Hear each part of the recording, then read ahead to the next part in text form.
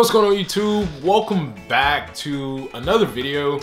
And at first I was gonna write out a script over there, if you can see my computer. I was gonna write out a script for this video, but I'm just kind of gonna give you guys like just straight off the top what my stance is on the topic. If you clicked on the video, you guys already know like code switching amongst most people is frowned upon. Okay, so I'm just gonna be honest, it's frowned upon. A lot of people, they view it as quote unquote acting white, like that's one side of the road, and then the other people view it as being fake. If this is your first time to the channel, my name is G Miguel and I cover dreadlock videos. I got over 30 up right now, so after this video, if you guys like it, check out one of my other ones.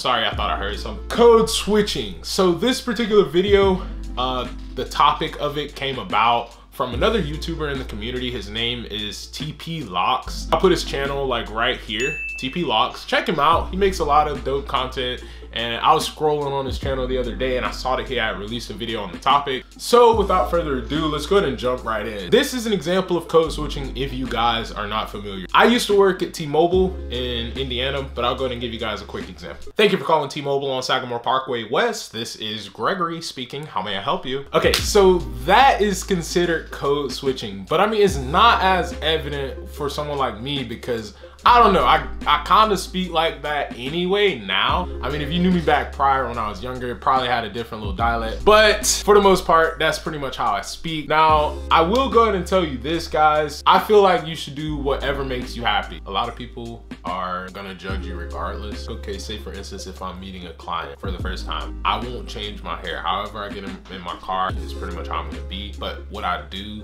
to make it like more comfortable for everybody, I try to initiate the conversation first. Hey, what's going on? How's your day going? Etc. Try to make small talk with them so that they can feel comfortable. DP was touching on a little bit. He said that when he's like going into his interviews and things like that, that he goes and kind of code switches. Now with that, that's different. I'll be honest. With code switching, I would say that's more of just your day-to-day basis. But special things like that, an interview where you're trying to advance your life and put yourself in a better position, I don't see anything wrong with that. You don't want to go into an interview and you're just in there like, what's up, dog? What's up? Like, you can't go in there like that. There's a time and a place for everything. And some people may not agree with me there, but you can't go into an interview like that and expect to get hired on if you're not going to show that you can carry yourself in a, you know, professional way. That doesn't mean that code switching is going from being unprofessional to professional. That just means that there's a time and a place for everything. You know, just how, you know, you speak to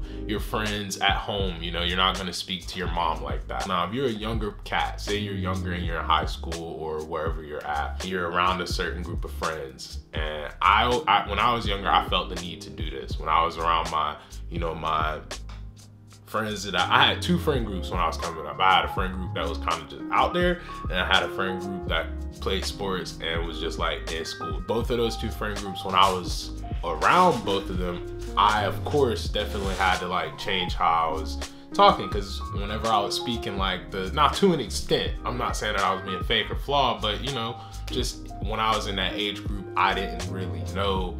So I just was doing it and whatever, just kind of just trying to get in where I could fit in. Cause like I said, I grew up kind of like depressed. I don't know, like this weird, everybody claims they're depressed, but it was just weird. I didn't know who I was. I was a weird cat, okay? Yeah, I would say just be yourself, guys. It's not even that hard. The greatest advantage that you have in life is that you quite literally, there's only one person that's you. There's one person that looks like you. There's one, I mean, people can look like you, they can walk like you, talk like you, but there's literally only one person that's you. I've noticed that since I have my dreadlocks, I've pretty much done it a lot less.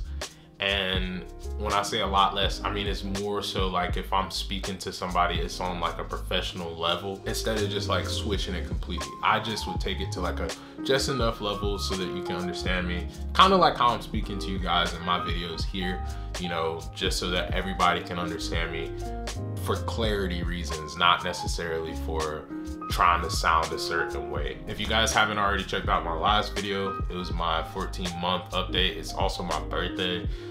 As of late, this is kind of how I've been wearing my hair, just kind of rocking it. I finally can put it up, if you guys can see.